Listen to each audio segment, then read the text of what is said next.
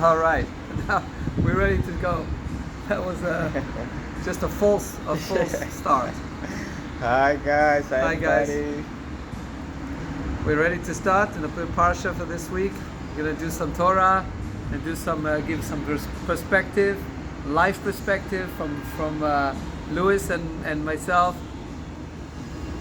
Oh, Yosef, perfect for this parsha. I'm Yosef. Is my father still alive? You know the famous song, I am Yosef, my father's still alive. Ani Yosef, od Avichai. I am Yosef, my father's still alive.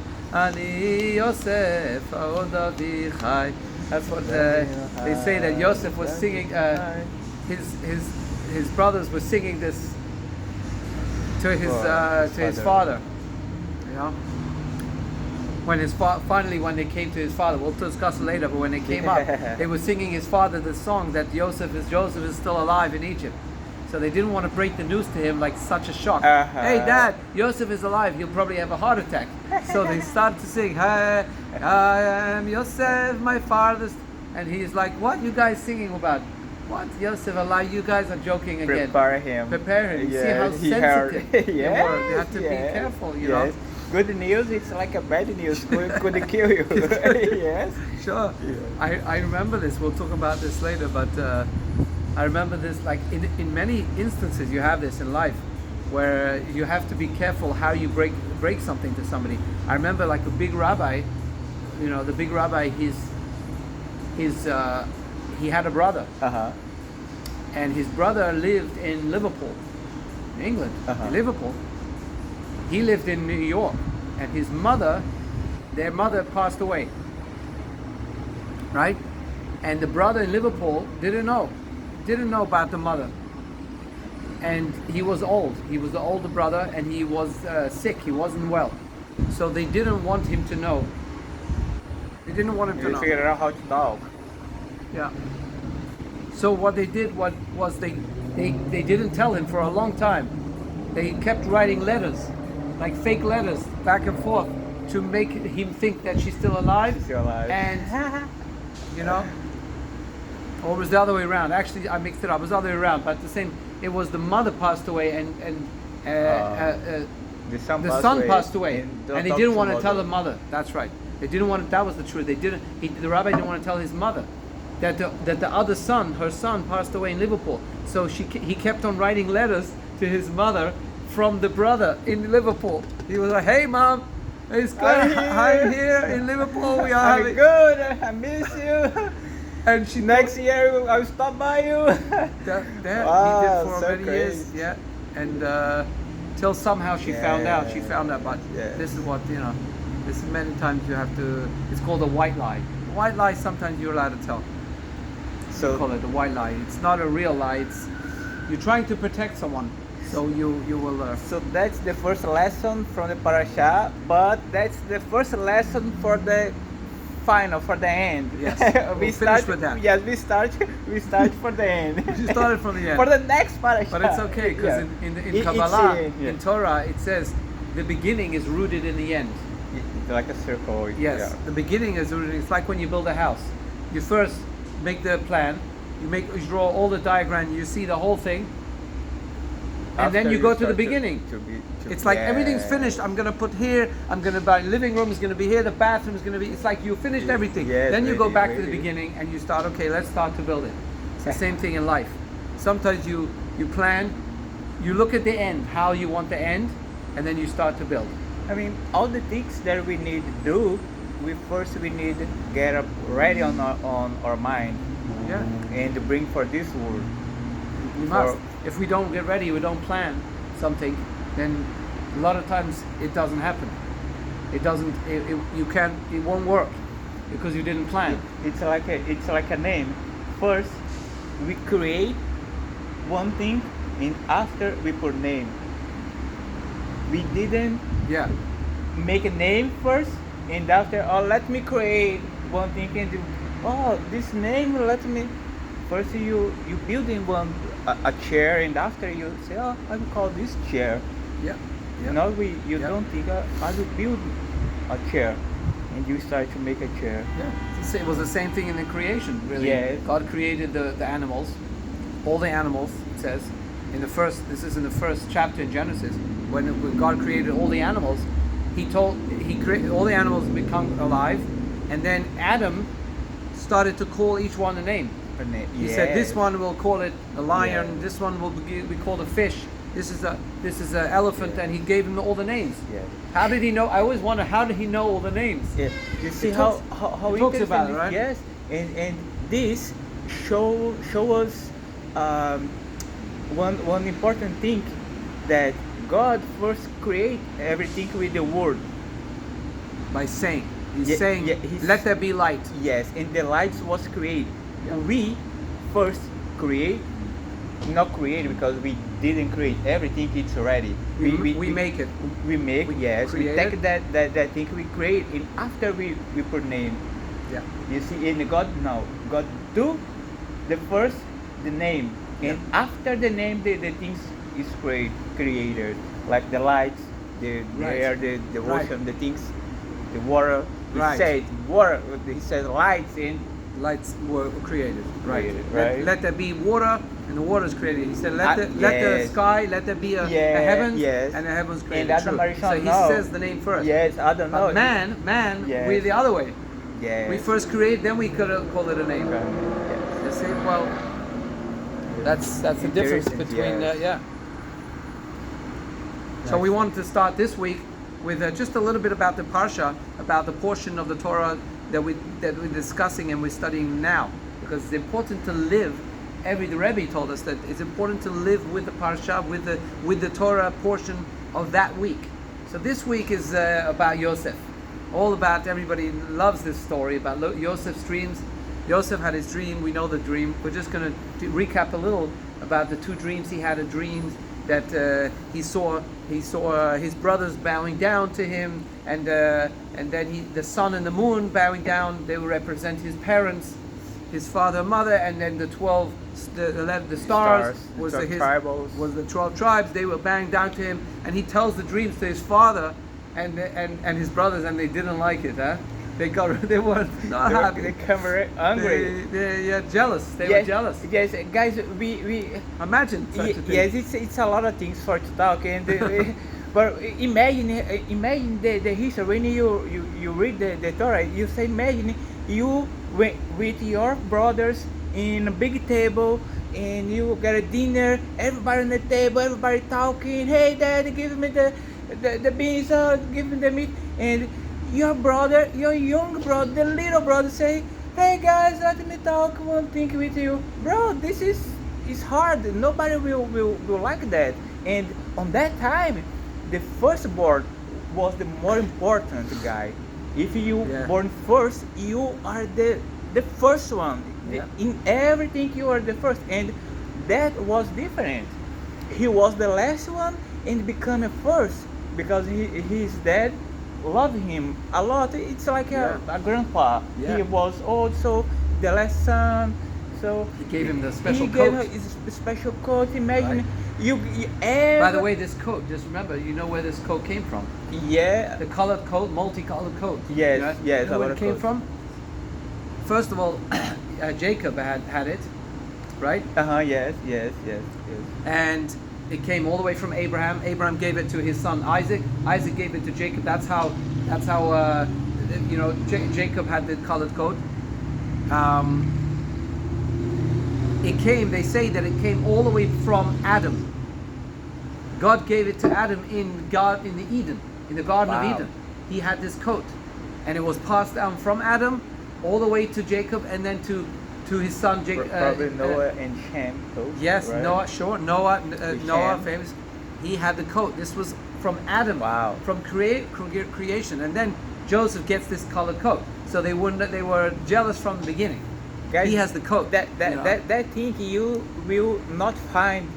You will not find that kind of information of things, because this is just on Midrash. It's just a Kabbalah. This is Kabbalah. Yes, you can listen these And the things Midrash, on with the other guys. Which I mean, wherever this is simple and particular things that happen, and we don't know because we don't know what really happened between the lines in the Torah. And the Midrash show us, talk to us what happened on between that line. The commentaries, yeah. Midrash, the commentaries.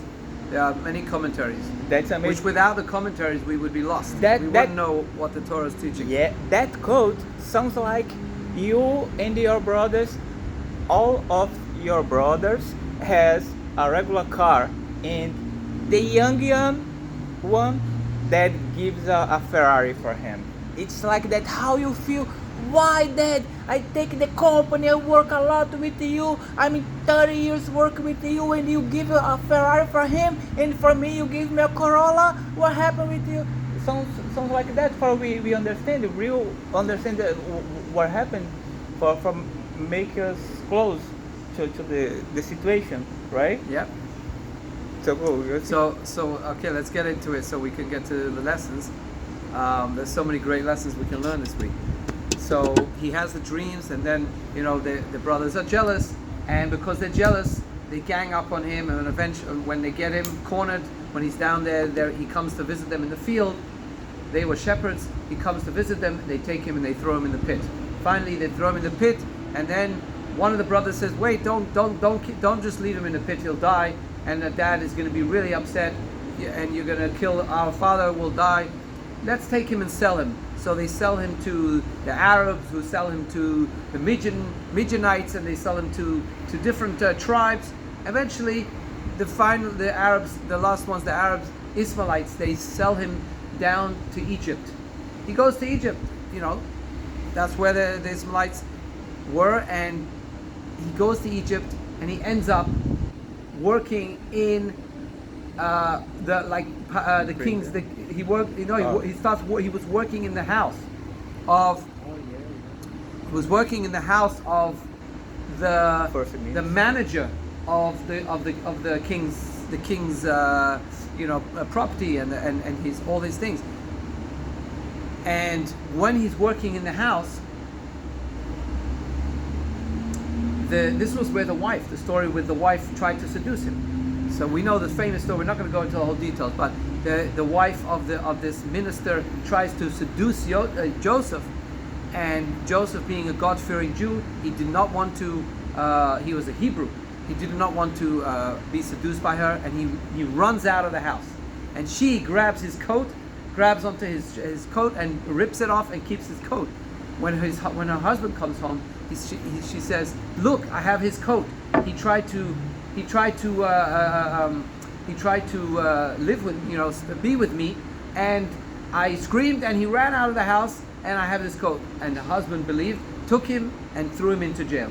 So now Joseph is in jail. So we think, what would a normal guy do? He's thrown into jail after first being sold by his brothers. He's now lost. He lost his whole family. Everybody hates him. Now he's thrown into jail. How do you think he would feel? What do you think it would do to a guy like that? So we see what happens. The Torah tells us what happens. He rises to the occasion. He rises to the top. Everybody in the jail loves him, and not only that, but the guy in charge of the jail, what do you call it? the jail master? Yes, puts like him in jail manager. Manager puts Joseph in charge of the whole jail. Yeah. Like he's always in charge. You take care of everybody. You take care of everybody. And everybody, he would smile. Every day he wake up, he smile at all the people. He asked them, "How you doing?" Instead of looking down, he's depressed, he's sold, he was manipulated by his brothers, he was sold, he was thrown into jail. Everything was bad for him. He could look at it, but he rises to the occasion. He always rises up, like the Jew and the Hebrew. He always rises up, like the Jew in Egypt. He doesn't let himself be depressed and suppressed. So because he is looking out for everybody in jail, and he's asking them, "How are you? How are you doing? How was your day?" He sees that two of the guys in jail, one was the butler and one was the baker of the king, King Pharaoh, and they're in jail for something they did. He asks them, "How are you doing? You guys look depressed," and they tell him they had a dream. Both of them had a dream, and he interprets the dream, and they love his interpretation. And in fact, it happened. Exactly what they said happened. 2-3 days later, they're both taken out of jail, like he said, and one of them is killed by the king. He said, he predicted one of them will be hung on the tree, and the other one will be brought back to the palace to be once again to be serving in the palace. And when he's serving the drinks again in the palace, Pharaoh throws a feast, and he asks him.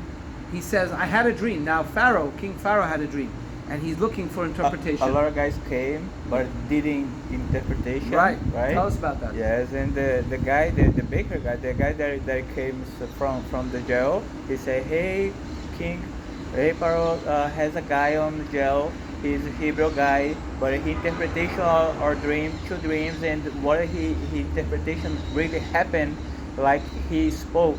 And the Pharaoh likes, and they say, "Hey, bring this guy here." So somebody goes there and took him, get his shower, change his dress, cut his hair because he comes to meet the Pharaoh. He can't come like the king. Yeah.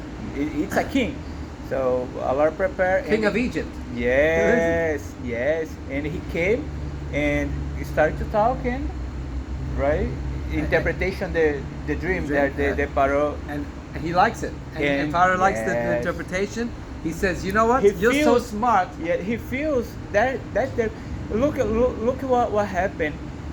He had a lot different guys interpretation and talking different things, but what he listened was not the truth for him. He can't feel true because was a lot of different things. He couldn't believe in somebody else. He said, "Hey, wow, what you talk about? Yes, makes sense. Could be, but he not." And the Thursday was a lot of different guys. And when he listened, Joseph, he didn't talk why or not, or maybe this is not happen. He didn't ask him. He didn't argument with him. He just believed, and that's important. He feels what Joseph says was true. He could see how Joseph was a different guy, and that shows what you spoke before, because his potential, he could be a better wherever he was. He was boss on the jail. Right. On the jail. He was a boss. Yeah. Why? Because he had the potential. Because the potential we are talking about? The potential because he looked at life in a positive way. Everything was positive. So everybody who talked with him, they like him. They like his interpretation. They like what he suggests. It's like, when you see a guy, he's always happy, he's always on the up, he's always positive. You can good energy. Good energy. Yeah, yes. Share a good energy. You like the guy. You wanna be like with him all the time. Hey, come in here. Let's talk a little bit. Come to my house, because this was Joseph. Wow, he's a nice guy. He was charismatic. Yes, that's the word. Yes. He was very charismatic, and not just everything in life he did that. He rose to the top, which is what a big lesson we learn. In life, a lot of times we've all been. I mean, you could probably we've all had our downtime. We've had times when we were down, where it was tough, where we went through difficult situations. It could be in our upbringing at home. It could be in our work. It could be in our marriage. It could be between your boss and you in your work. It could be a lot of things that happen in life where we could say we are down. It's just terrible. There's no way. And Joseph teaches us the complete opposite. It's everything is a positive outcome. Even if he's sold and he's in Egypt, he's a Hebrew. He's supposed to be, his parents and his family are in Canaan. Remember we talked about this last in Canaan in Israel, which is today Israel, some of the land, and they're living there. He's in jail in Egypt. Imagine it's like being a hostage in Gaza, in Palestine, in Egypt, or in Egypt somewhere with your enemy. Yes. This was Egypt full of people he didn't know, You know, they weren't his enemies, but the people he didn't know, he didn't grow up with them, and he learned Egypt, he learned the culture, he learned the language, he spoke fluent Egyptian, Egypt. You know, he learned the culture, and the people loved him, and he rose to the top where he eventually was helping. We're going to talk about how he helped the whole country from a famine. Without him, they would have all starved. A lot, because he was smart and he had good energy. Yes. They put him in charge, and he actually ended up. He served God. He served God. Always. Above everything. Yeah. He never forgot God. On jail, wherever That he was he never forgot Right. God, and that's He always looked to God. yes, that was the thing that made him blessed. Yep.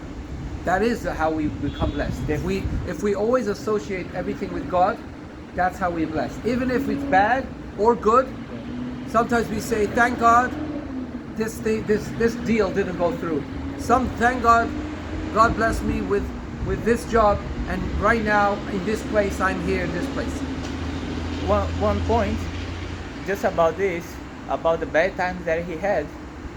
After a long time, King David says in Tehillim, In the Psalms, in Psalms of David, he says, in the night you can cry, but like that on the morning the happiness comes. Like you will be happy happiness. on the morning.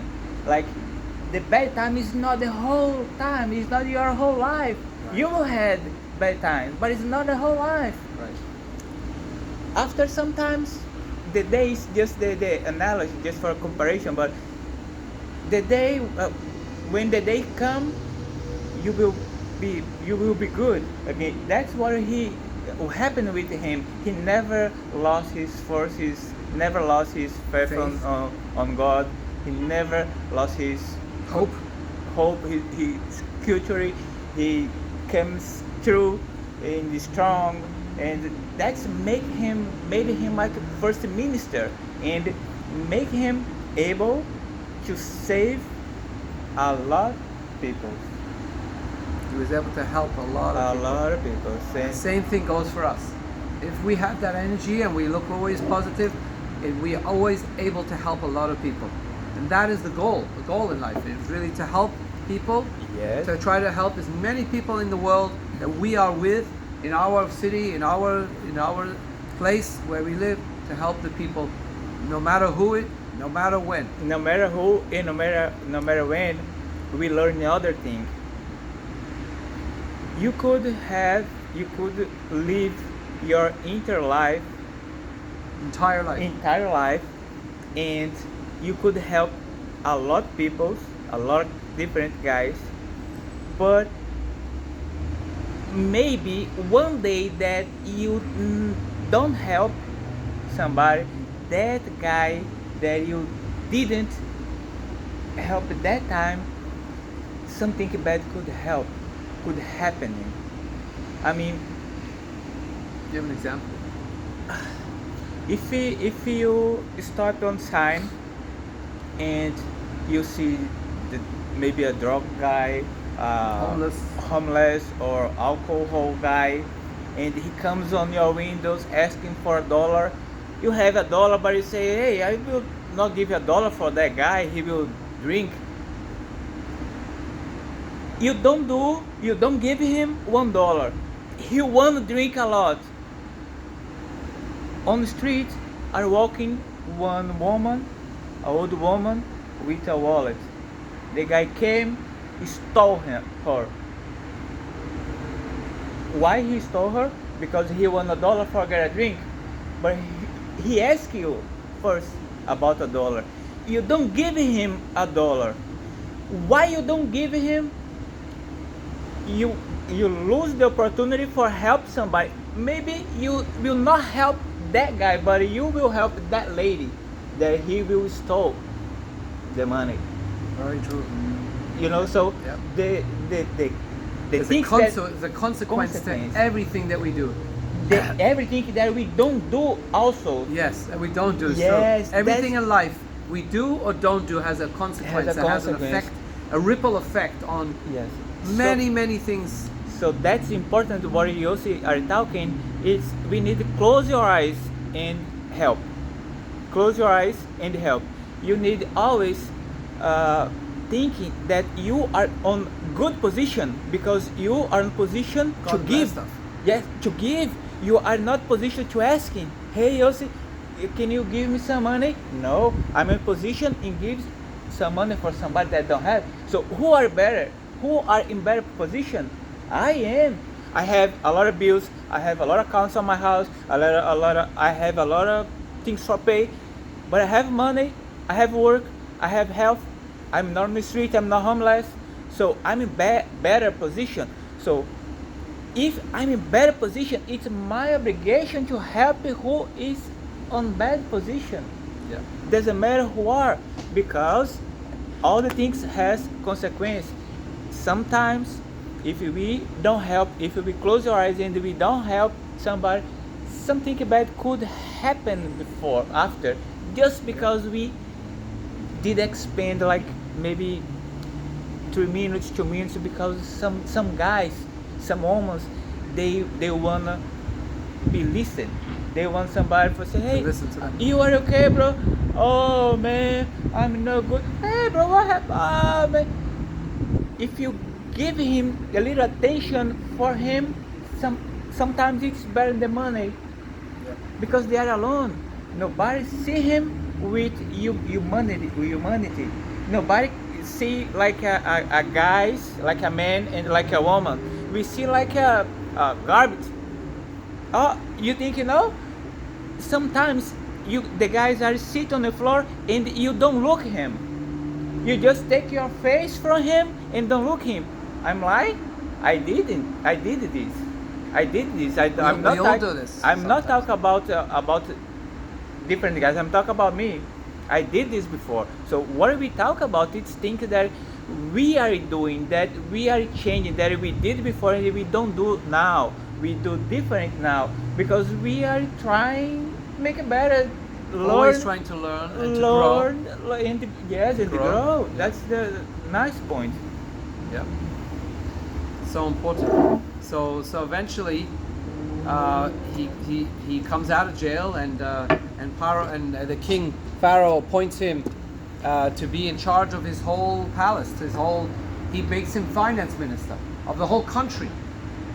Remember, he at that time he was in charge of the whole country, and at that and Joseph predicts from Pharaoh's dream that there's going to be a famine, and it's going to be 7 years. It's going to be a really hard famine, big, really bad famine.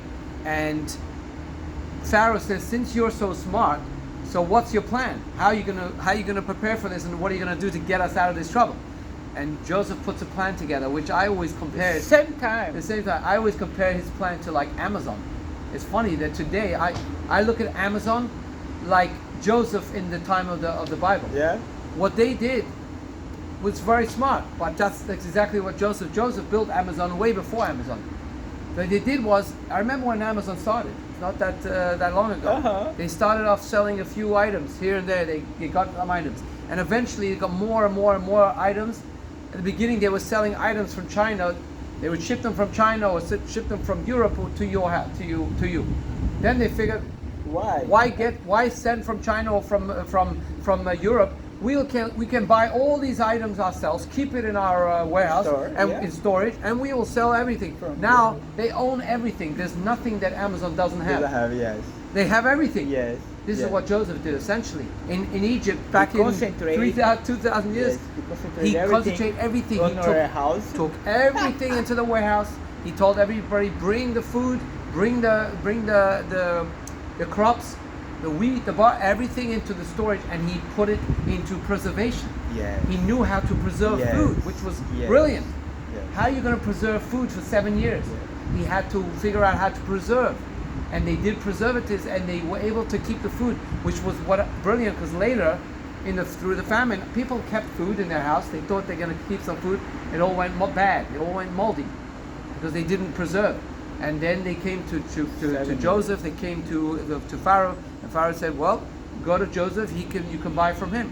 and eventually, because he saved it, he was able to help all the people survive the famine, and then eventually his brothers and his family come down from Canaan, from Israel, and they come down to Egypt because there was a famine in Israel too, in Canaan. And they came down to buy food, and that's how he eventually ends up meeting and finding his own brothers, because he was doing this whole program, this food program, if you want to say, food drive. But it was brilliant, you know.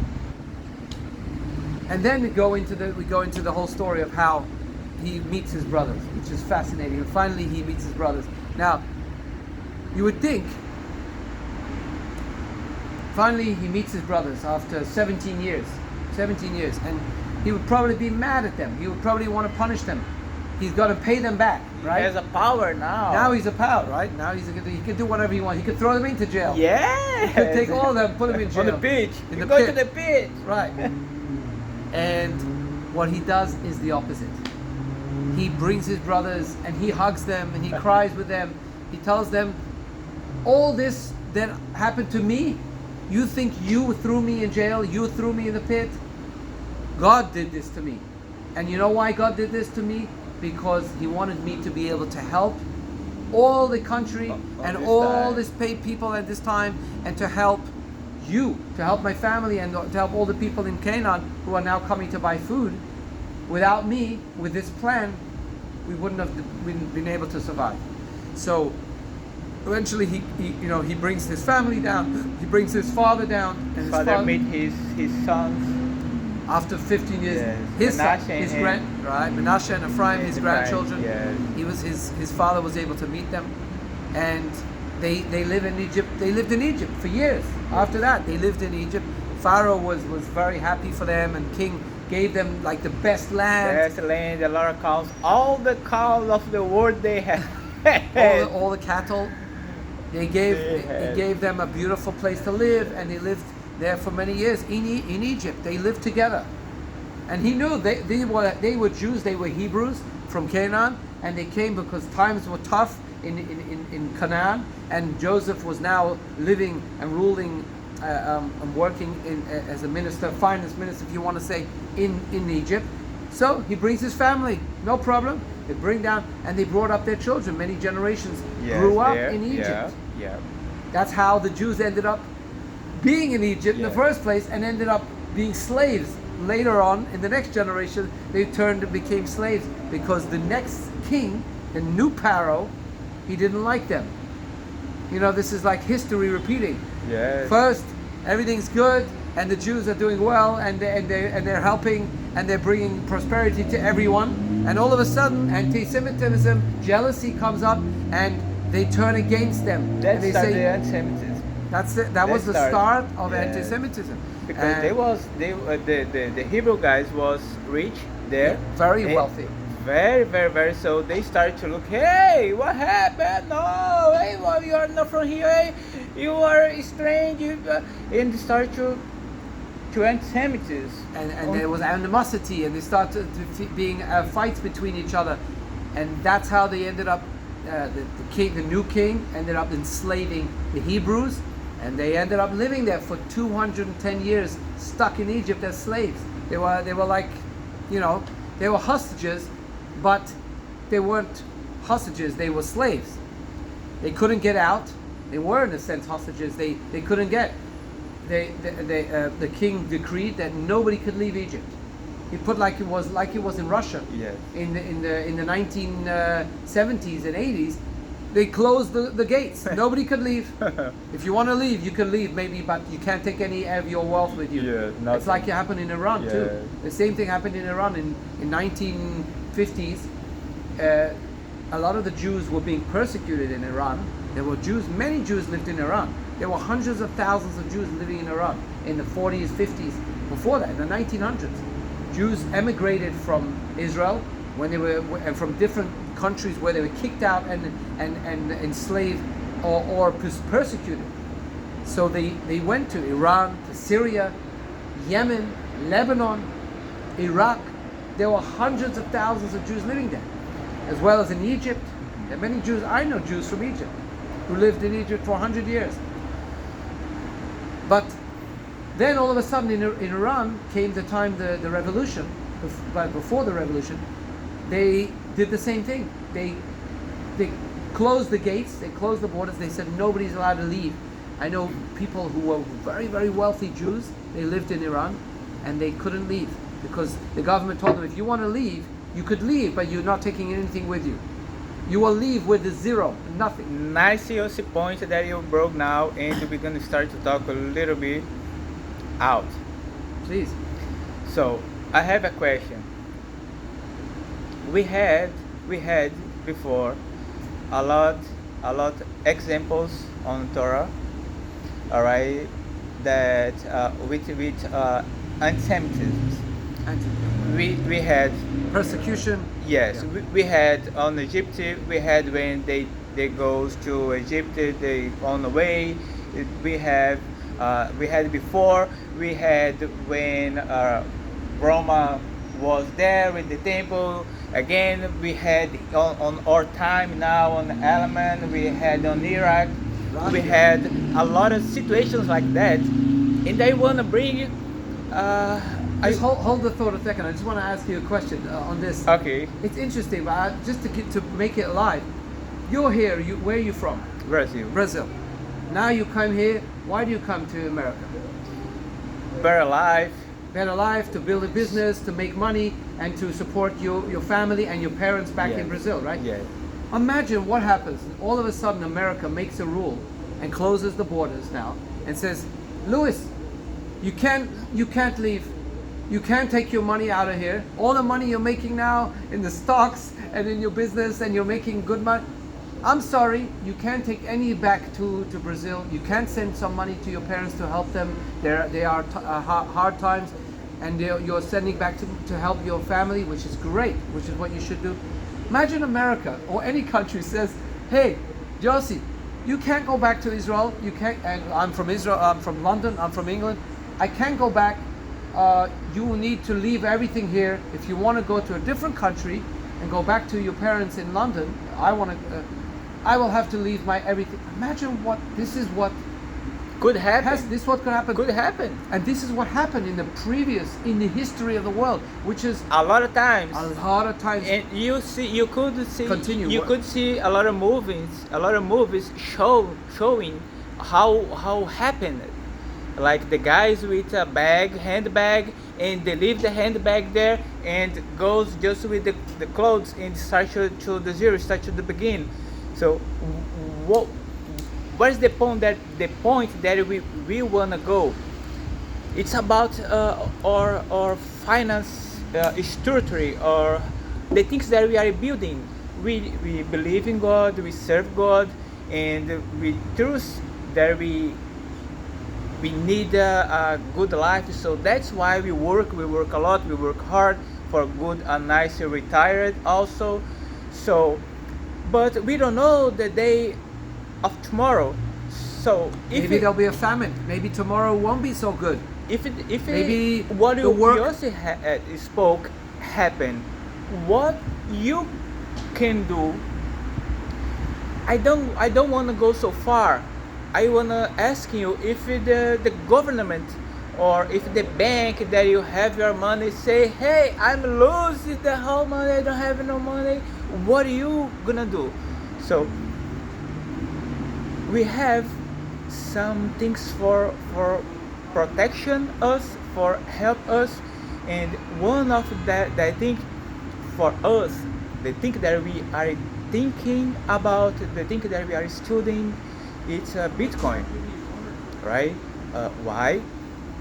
The Bitcoins comes to the first currency that let me try to express better, that you can you can live with you if you die.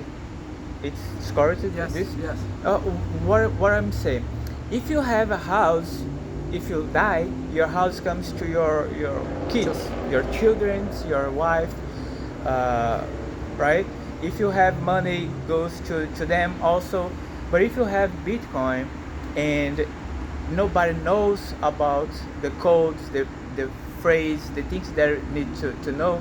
Nobody has access. But the point is not the protection from your family, because your family is your family. Your family should be that access.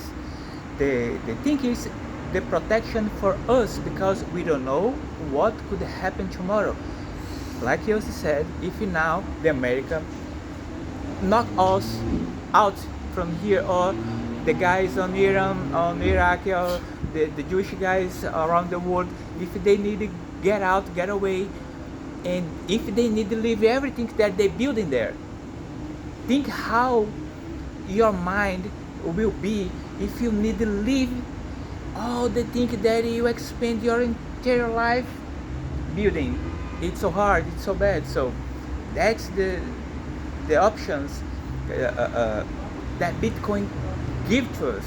So we don't want to say buy or start to buy, nothing like that, but you start to learn, you start to listen about making more family on your talks, your conversation with your friends, and because we need to be protection all the time, and that's one thing that protection us from anti-Semitism, because the thing is not the anti-Semitism, the thing it's the consequences. I want to talk a little bit about this more. Just go off this topic, but this, I think it's important to learn from our history. This that we've had many times in history, the same repeat of history where people go to countries and they work hard and they build a wealth and they build a family, and then all of us come rich. They do well and they're successful. Everybody, and then sometime in the past history, the governments have become intolerant, and they either persecute them or they kick them out, or they say you can't take out your wealth, you can't take anything with you, and this is wrong. This is something we need to learn for future generation. If we're going to live together in humanity and we're going to progress and live together in peace, that means we can live in any country. If you want to come to America, I want to go to Israel, or I want to go back home to London, or I decide I want to go to Europe, or I want to go to Brazil, come visit you, right? And I want to live in 10 years in Brazil, and I want to build a business together, right? And we build that something. The governments need to learn from the previous history not to be suppressive of the people, to help people grow, help them grow their economy, and let them. And if they want to take out and they want to leave and they want to take their money and their wealth, that's okay, because the next person will come and he will bring the wealth back. He will bring more wealth, and the world will continue. Everybody will work together and help each other. It should never be a time again in history where in one country they are persecuting the people, the minority, to such an effect that the people have to leave, and they end up leaving persecuted, either killed, or they get out in time, but they have to leave with nothing. Do you know what persecution is going on now against Christians in Iraq, in Iran, in Egypt? Persecution against Christians in Syria. South America has South America, yes. Where they are like, some places they are beating them up, like we just beat them up, like pogroms, like the Jews had in the 1930s, 40s, where we had hundreds of thousands of Jews lived in Ukraine, and now, and the Ukrainians and the Russians persecuted the Jews, and they made them pogroms, killed them, killed the whole city. Like one night they just killed 10,000 people, and so all the people had to run away. It should never be like that again in the world, where you have any countries that's persecuted any other minority, be it Christians or Muslims or Jews or any religion or any minority of people. This is a world we live in today. Is such a open and free world. We should be able to be free wherever we live and live together. Yes. If you're Christian and I'm Jewish and you're Muslim or you're atheist, we live together. We should live together and help each other. Yeah. Not just live together, but help each other. I saw something this week that was so bothered me, and I want to talk about it. I was listening to a guy. He went to Holland. I think it was Holland. And he's interviewing in the street. He's interviewing people. What do you think about Israel? Right? So you have a guy, a Christian guy. He asked him the question. He stopped him in the street and he asked him, hey, just a nice regular guy, right? And what do you think about Israel and the Jewish people? And the guy, he looks like a regular, normal guy. He says, don't talk to me about the Jewish people, about Israel. I hate them. If I could, I would kill them. I hate them. So he asked him, why you hate them? Have you ever been in Israel? Do you know any Jews? He says, no. He says, when I was born, my mother taught me, you should hate the Jewish people and anybody from Israel. The Israel are the Satan. You must hate them. And I thought to myself, this is so wrong, so bad. This is how terrorism, this is how anti-Semitism, not just anti-Semitism, but this is how terrorism starts. We have terrorism here in America. Yes. We have terrorism in Europe. Terrorism everywhere in the world. Yes. And it starts just from one thing. Yes. Teaching hate. Instead of this guy who knows nothing, just a guy, he's just a regular guy. He was taught from his mother when he grew up to hate another person. Ask me, do I hate anybody? Do I hate anybody? Do you hate anybody?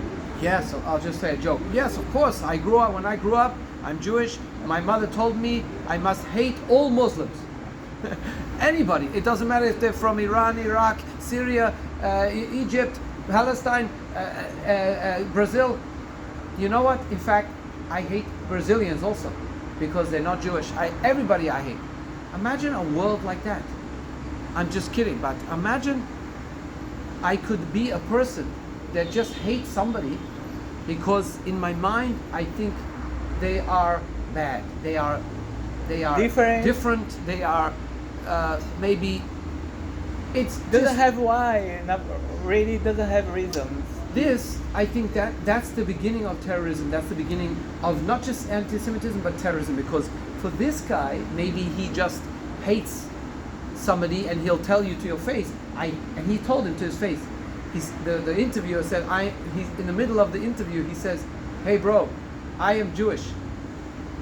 And the guy, he said, like, get away. Like, I can't believe I'm talking to you. You didn't tell me you're Jewish. I would never talk to you if I knew you are Jewish. Imagine someone else who is a young guy who maybe is angry about something in his life, or who has some bad history. If he hears something like this will cause him to do terrorism. What do I mean? He will do bad to someone else. He will maybe fight someone. He will hurt somebody because he heard this guy talk bad about someone.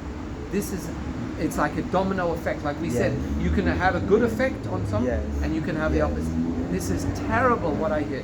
Yes, that's what we are talking about, the choice that we need to do in our life.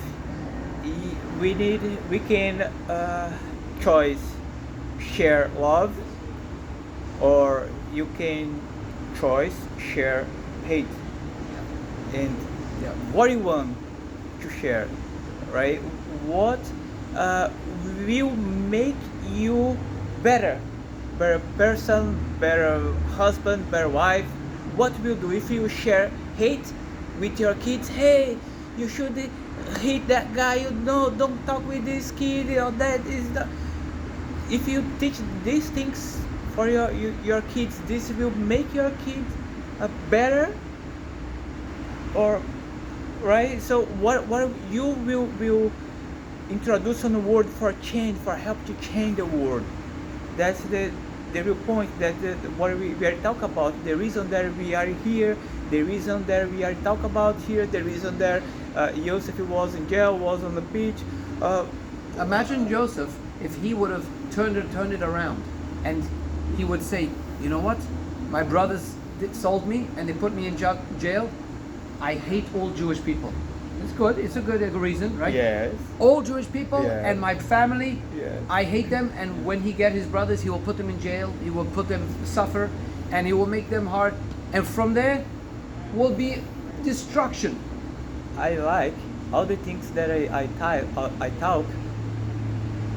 I like put me on that place. If I was Joseph, I will forgive my brothers. Me now, I don't know. We are talk about good things, but that's where we are. We are not talk about because we are excellent. We are talk about because we need to be better. Right. And We need to learn from Joseph. That's why we have these stories. All the stories in the Torah, in the Bible, they are written, they were given from God examples to be like- a lesson for humankind, for mankind, for humans. How to live in a good world. People talk about you have these big stars, Hollywood stars. What do you want to? I want to make peace in the world. I want peace in the world. World peace. What does that mean? what do you do? What do you do in your life? Tell me. You go and spread hate, but you want to do world peace? You have put, half you these put on guys. your Instagram, I want peace. But Right. what do you do? What do we do? When a guy comes and I'll give you an example. A guy comes and he cuts me off in the street. Okay, I'm driving on the street. It happened to me last week. It's a good example. I'm driving on the street here in Boca. We drive like everybody. They joke about it because in New York, where I lived before, if you stop like by the light, if you stay for like 30 seconds and you're looking on your phone, looking for something, the They guy become behind crazy. you become crazy. Beep, beep, beep. You start. If you don't move, he get out the car. He will come bang on the window, maybe open a gun, maybe smash you in or something. Here, luckily in Florida, people are calm. People are relaxed. We have patience. And they joke, but you can literally stop at the light and you can look on your phone. I tried it. For like 45 seconds, I'm looking at my phone at the light, and the guy behind me don't do nothing. He don't say nothing. He waits. He's just waiting. That's beautiful. And he's waiting. He has patience. And one guy, I'm driving, a guy come, he just cut right in front of me, like from nowhere, just cut right in front of me. What I can do? Become angry, go road rage, like you know what's road rage, and go in front of him, start shouting, maybe try to cut him off. You know, sometimes it's in the news. People get out with a gun Yes. for the guy cut him off. He get out with a gun and shoot the guy. I mean, like, Making accidents on the what street. are we doing? This world, we need to teach patience, calmness, forgiveness. Think about Joseph and his brothers. You think they didn't cut him off? They threw him in jail. And what he did, he said, hey brothers, we can learn, we can live together, we will grow from this. That doesn't mean I have to go when a guy cuts me off, I go and stop by the car and give him a hug. But we need to think. How to react? How do I need to react now? Maybe I just need to calm down. Maybe I am too excited and I'm just in my own life and I'm too on edge. Let me take a breath and let me just think, where am I going? Where am I driving to anyway? What am I doing now? Am I going to do something good? Where was I gonna go? Where am I going? I'm just driving on the street? Or was I going to do something good? This has to trigger in us a lesson. Maybe I need to go help more people. Maybe the reason he cut me off is because I'm not helping people enough. I'm too thinking of self-centered. I'm thinking only about myself. I'm driving, I'm looking at my phone, I'm listening to my music, I'm eating something, and I don't pay attention to anything that's going on me. Did I stop to try to help someone today when we pulled up at the light and the guy was homeless and asking for $1? Did I open the window and give him a drink of water, maybe offer him something? Am I thinking today about what I can do to help someone? Or I'm just centered in my own life and just running, doing for myself, always for myself. This is the lesson we can get. When a guy cuts me off, God is telling us, stop, slow down. Think about how we can do something to help somebody else. Turn it around. Turn the whole thing around. It's nice what we are talking about, and we bring examples of our life. And nice thing happened with me yesterday, and I will share this because everything are happen. I believe it's because of God, everything on my life, and it's because the things that I'm learning in Torah, the things that I'm doing. So we have the consequence for the things that we do. The consequence that we had are good and bad. We talk, but when you do one good thing, it's normal you have back the good things. If I help you, Yossi, when I call you and I need your help, you probably will help me because I help you, right? So if you will help, life is like a reflection in the mirror. Yeah. How we look in the mirror and smile at somebody is how they will react back to us. Like that. So what happened when I go to Brazil the last two months ago, I go. Story about the church. Yes, not whole story. Tell that story as well. Yes. So I go to the other mind, like open mind for give.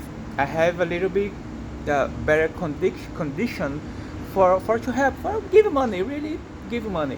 So I give some money in Brazil, a lot of money, and when I come back, to help people, yes, for help people. For the church? Yeah, the church, for food, wherever, yes. Asking me for the money, oh, but can you, yes. So when I stop here, when I come back, I start to separate piece of amount, the money, on a specific wallet. And I have that money for charge the whole week. Charity, the whole week. So I don't want to know who will be. I have that money for help. So I don't know who will get that money, but I have that money for help. Right? Yeah. So I start to do this it's a 4 or 5 week that I'm doing this. And yesterday I had a gift, but an expensive gift from my dad. And you bought a gift? No, he gave you an expensive gift. Wow. But what this means on my interpretation, it's why I'm helping different guys. I'm giving what is important for me. Money is important for me. For everybody. And I'm giving. I have. How can I say? I'm come back. This money I come back. This came back to you. The gift that you're giving came back to you even more. More. I wanna for you understand, Yossi. My dad and my mom. My dad was like his money was less than my mom. My mom had more than him on his work. Yeah. So with me, my dad always give me the money that I needed. Never I got more extra. Right. I built him one house in Brazil, and my dad, he can't help me. He can't help me. So he never give me like a nice thing, like you can buy a car and give to show look, this car for him, it's a car, wow, daddy. My dad never could do this. Right. This to me. So this yesterday he did. Wow. He did. And he never did in 35 years on my life. So that thing for me, it's not because it's my dad. It's because the thing that he did, and it's not because he did. It's because I did. I did. Yeah. He are not doing that because I'm his son. He are doing that because I did something here, Yeah. you see. Yeah. And he didn't have a choice. Yeah. He can't say I will not do it because he feel he Yosef is like a parrot. When Yosef talked to him about the dream, he didn't say nothing. He just feel and did. Yep. And now it's the amazing point. This happened yesterday, and I was texting him for say thanks, and they say, Dad, thanks for the gift. It's amazing. I love it. But more important than the gift is the connection that we have now. Because what you did, the what you just the because he did is not the present, but if he don't bought it, but he think and he tell, hey, I wanna buy that thing for you, for me, it's amazing just because he thought about, so that's what I spoke to him. The our relationship came more strong Sure. Sure. after that thing that he did. Is not the gift, it's the action that he Yeah, did. yeah. But that's what I spoke with his wife, because he listened me a lot and he's super curious about the Torah. And I spoke to her, hey, you know why you did this with my dad? Because I am doing different things here. And this push the people that are close to you do different things, maybe crazy things. It's like when we don't love the money, when we don't love the material things comes to us, Yep. come to us, Comes naturally. comes naturally. Yep. It's Yep. unbelievable how Tell the story. how those things happen. Tell the story about the church. That's a great I story. give- It's also the same.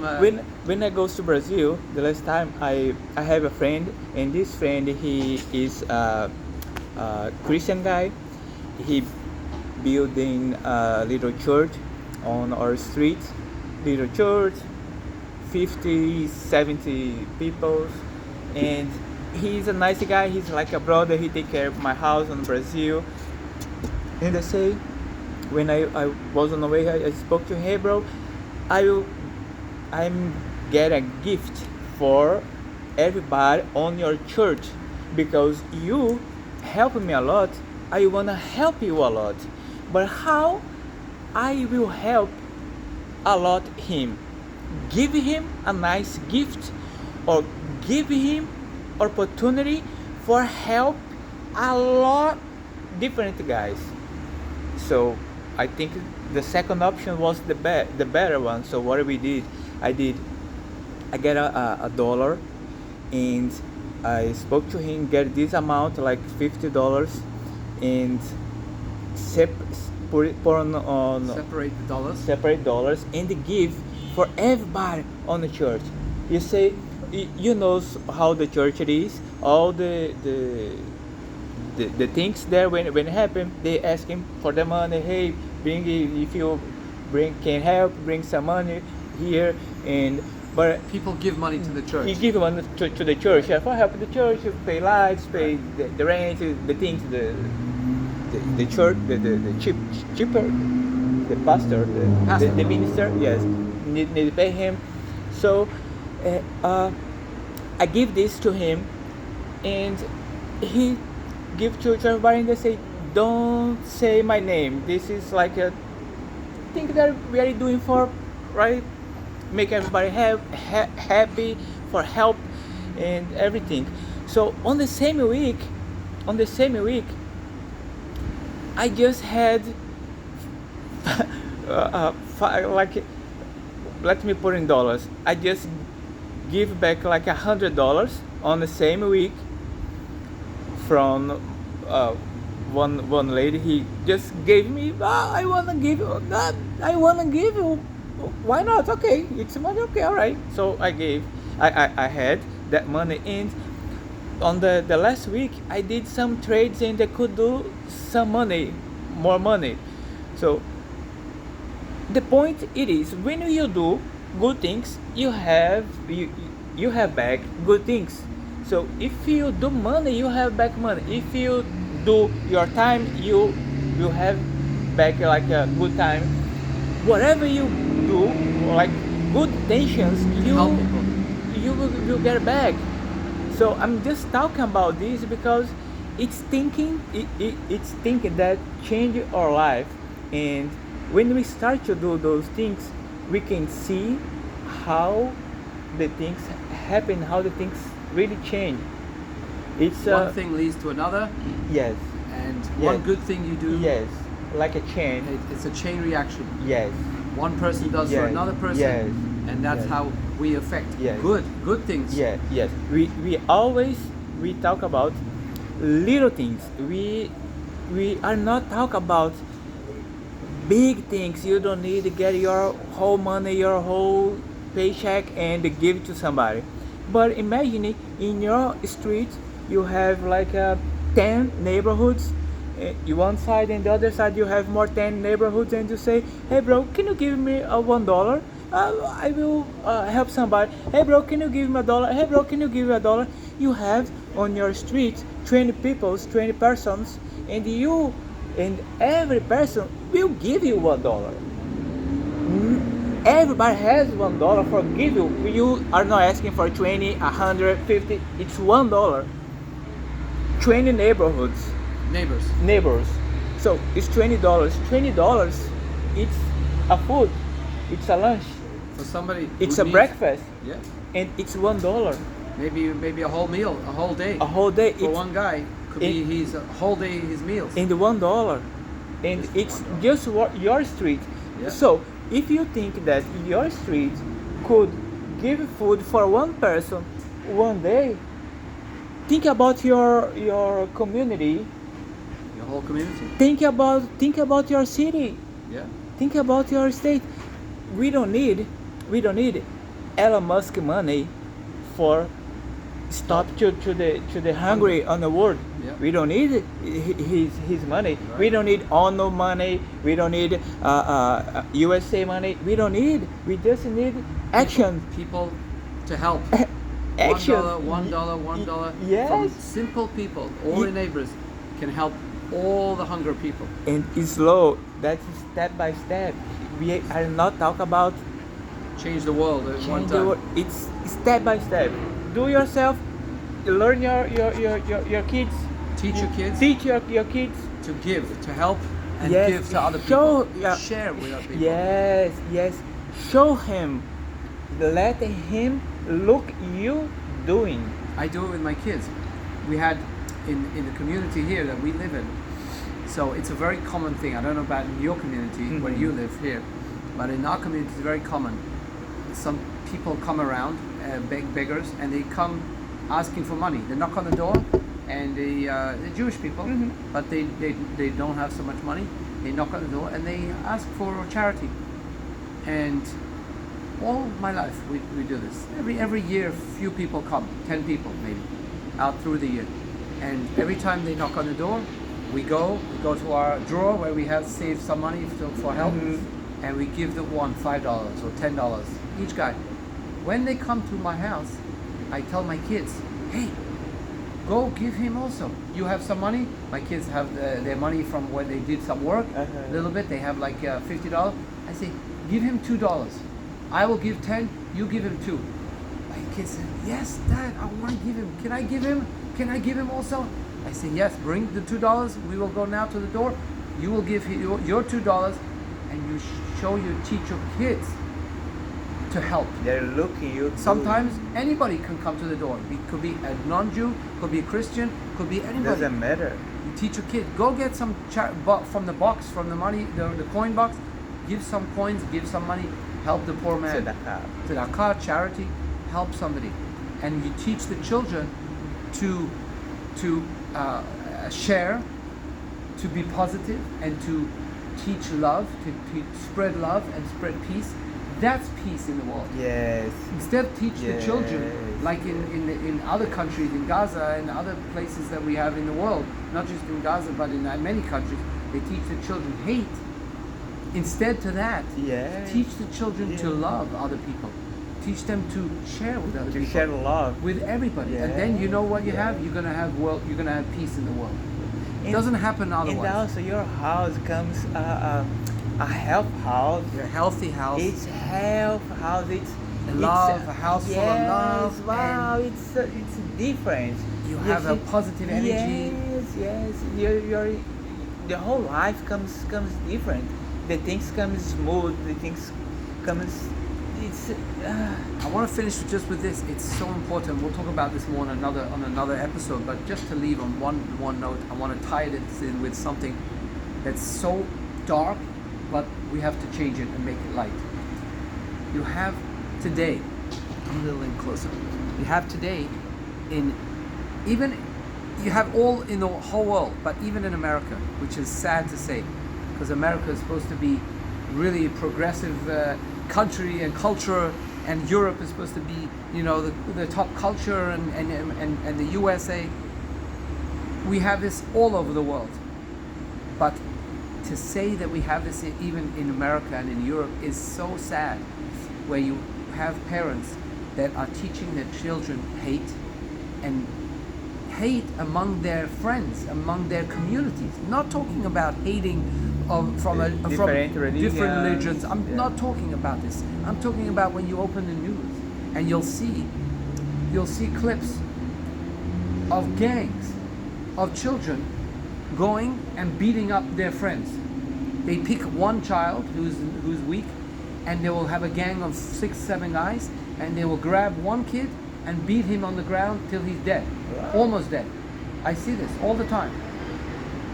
And I ask myself, where does such a culture come from? In America today, or in Europe, in Germany, in London, in Holland, everywhere in Europe, and everywhere in the States, everywhere in the world. Where does such a culture come from, where you'll have gangs of groups of just regular kids going to school? These are not terrorists, these are just regular kids, and they will turn to hate and to complete terrorism, savagery, where they will take either an old person or a young kid, and they will attack him and beat him till he's dead, almost dead. This comes from parents teaching their children hate, teaching or not paying attention even, or just ignoring that their children are talking about these things and listening to these things or looking at these things online and allowing this thing to grow. This causes terrorism. What we need is the opposite. We need to teach our children to love other children, to protect kids, protect children that are weaker, to protect each other, to stand up for people that are weak, to stand up for old people. Yes. And if children see that some other child is getting attacked, or an old person is getting attacked, the children have to instinctively get in and help and push them away. Call somebody, do something, Yes. help them, and they Yes. can.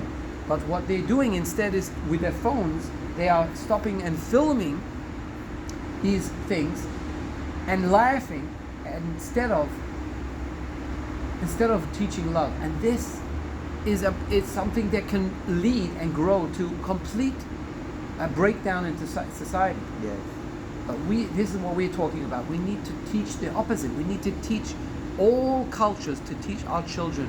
If we see our children looking at these things or talking about these types of things amongst their friends, we have to stop it. We have to teach them, cut it now. like you cut out a cancer from Yes. when they are very, From the very roots. young, from the roots. Yes. Or this can lead to a society where you have complete breakdown in society.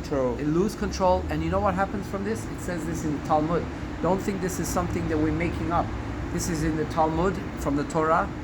In the Talmud, in the Torah, it says the beginning of the breakdown in society, the beginning of that is when you have people can watch somebody getting beaten up and don't do nothing.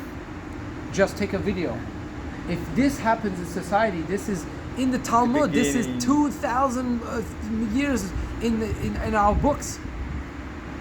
If this happens in society, this is the beginning of the end, the beginning of the breakdown. We must stop it now. We must stop and teach our children to love each other, to love, and only teach peace and love amongst all cultures and all people, and especially amongst our own community and our own friends. All right. All right. Thanks, guys. Thanks for See you listening. Next time, we'll have some more lessons to teach from the Torah. next parasha. Please keep the peace and feel free to leave any comments.